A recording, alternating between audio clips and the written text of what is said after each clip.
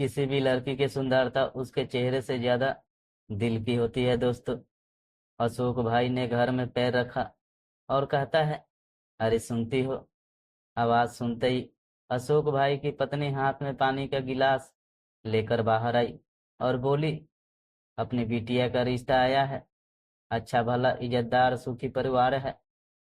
लड़के का नाम युवराज है, बैंक में काम करता है। बस बेटी हाँ कह दे तो सगाई कर देते हैं।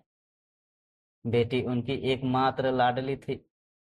घर में हमेशा आनंद व अवतारण रहता था।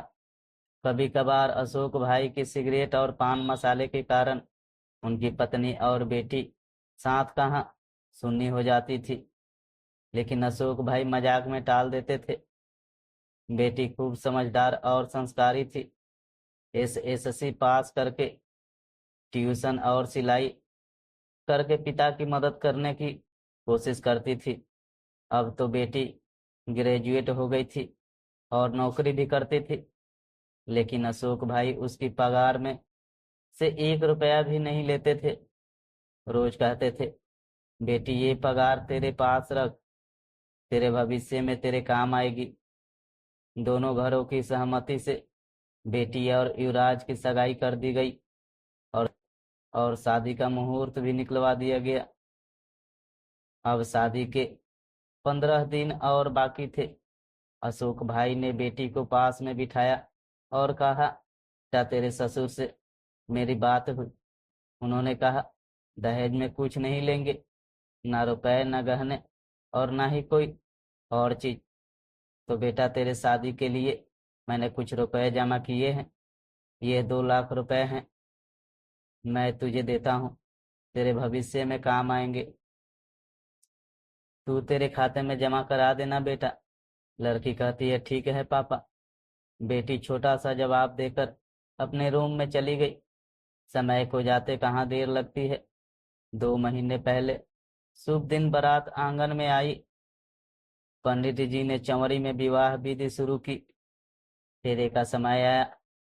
कोयल जैसे कुहकी हो ऐसे बेटी 2 शब्दों में बोली, रुको पंडित जी, मुझे आप सबकी उपस्थित में अपने पापा से बात करनी है।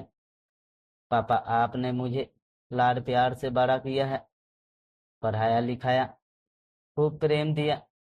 इसका कर्ज तो चुका सकती नहीं, लेकिन युवराज और मेरे ससुर जी की सहमति से आपका दिया 2 लाख रुपए का चेक मैं वापस देती हूँ। इन रुपए से मेरी शादी के लिए कोई उधार वापस दे देना, और दूसरा चेक 3 लाख जो मैंने अपनी पगार में से बचत की है, जब आप रिटायर होंगे तब आपके काम आएंगे। मैं नहीं चाहती कि आपको बुढ़ापे में किसी के आगे हाथ फैलाना पड़े। अगर मैं आपका लड़का होता तब भी इतना तो करता ना।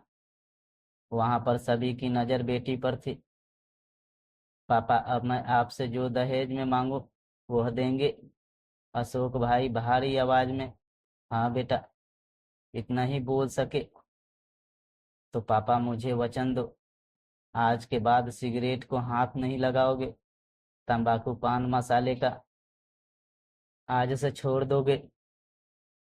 सबकी मौजूदगी में दहेज में बस इतना ही मांगती हूँ। लड़की का बाप मना कैसे करता?